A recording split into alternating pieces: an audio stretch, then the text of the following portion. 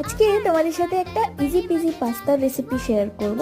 তো সবার প্রথমে পাস্তাটাকে হাফ কুক করে জল ঝরিয়ে রেখেছিলাম, তারপর ইনগ্রেডিয়েন্টসগুলো রেডি করে নিয়েছিলাম। কিছুই না, সেরকম পেঁয়াজ, লঙ্কা, টমেটো আর একটু ডিম ভুজিয়া করে নিয়েছিলাম, আর চিকেন একটু সেদ্ধ করে নিয়েছিলাম।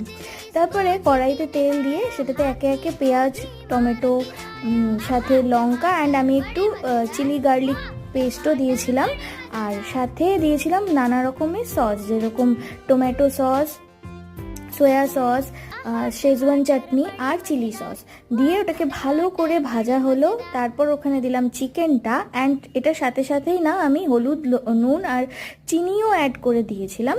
তারপরে একটু ভাজা হওয়ার পর দিয়ে দিলাম পাস্তাটা, সেটা একটু কুক করে তারপরে দিলাম আবার কর্নটা। হ্যাঁ, কর্নটা না টোটালি অপশনাল, যদি তোমরা না চাও নাও দিতে পারো। তো তারপর ওটাতে ডিমটা দিয়ে নামানোর আগে আমার কাছে ম্যাগি মশলা না থাকায় চাট মশলা দিয়ে